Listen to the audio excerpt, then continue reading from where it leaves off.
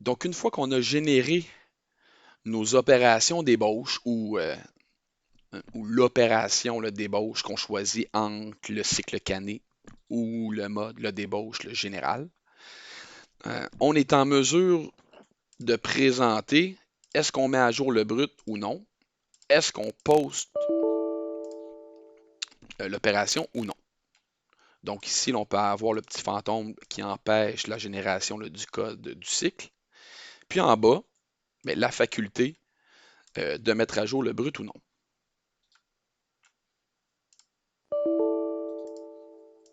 OK, donc présentement, moi, je vais garder à jour ici mon mouvement, pardon. On va repartir de zéro.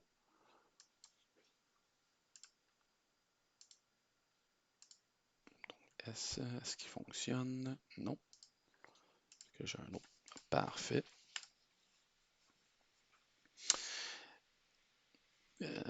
Puis on va prendre la finition à partir du cycle canné.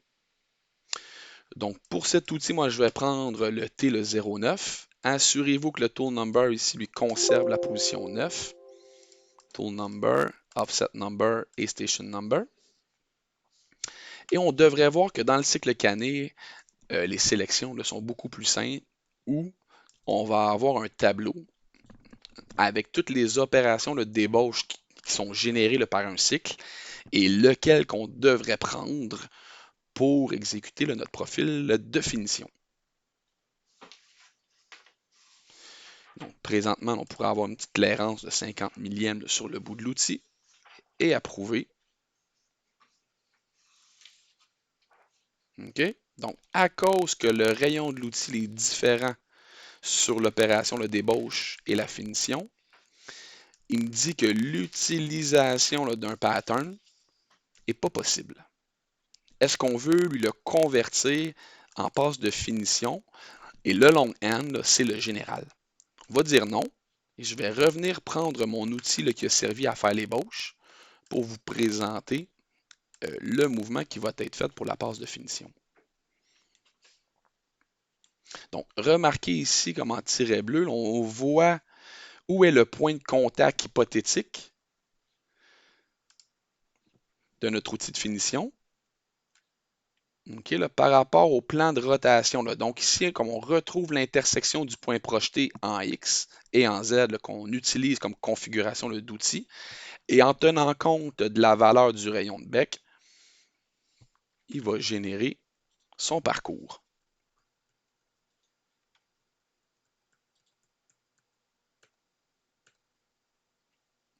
Comme bonne pratique, il peut être très intéressant là, comme d'avoir un outil qui ne fait que l'ébauche et un outil qui ne fait que la finition.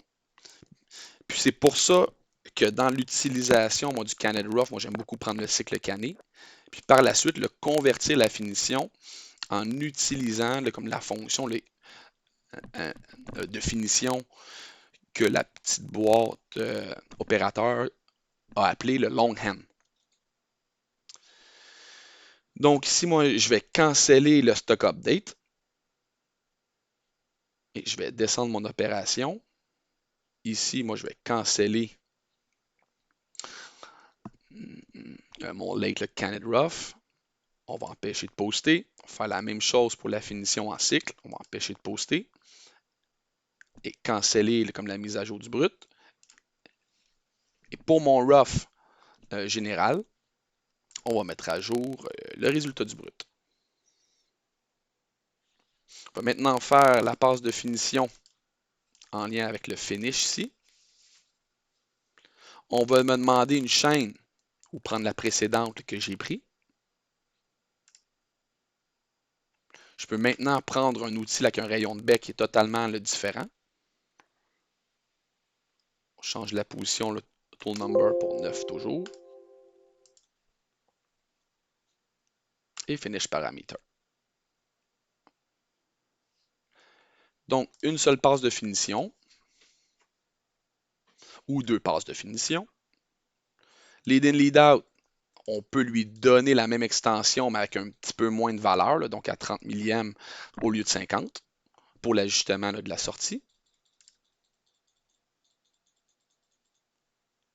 Et on devrait être en mesure de voir la matière qui reste à notre parcours. Okay, donc les surépaisseurs qui varient. Je vais m'assurer que mes plunge parameters suivent le même profil pour ma passe de finition et faire une simulation. Okay, donc avoir un mouvement en backplot qui va suivre les valeurs des diamètres et non plonger dedans. Et voilà. Il peut être intéressant ici, pour les paramètres d'ébauche, okay, de doubler la passe en X qui va rester, 80 millièmes,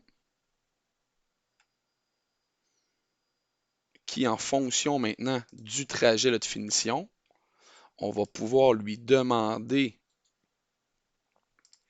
ici un step over de 40 millièmes et 2 passes. Donc pourquoi qu'on ferait ça? Mais faire une inspection d'outils pour être en mesure comme de venir contrôler à un endroit bien défini où on va rechercher à mesurer un diamètre. Donc, mesurer les sièges de roulement. On devrait avoir ici le plus 80 millièmes sur le diamètre.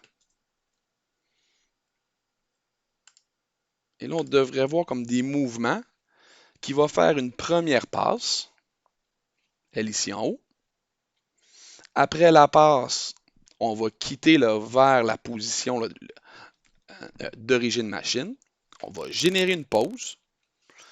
On devrait le mesurer comme un diamètre ici et ici, qui va avoir comme 80 millièmes de plus, parce que sur le rayon, on enlève 40 millièmes, pour être en mesure de bien contrôler au 10 millièmes de pouce près notre siège de roulement à billes.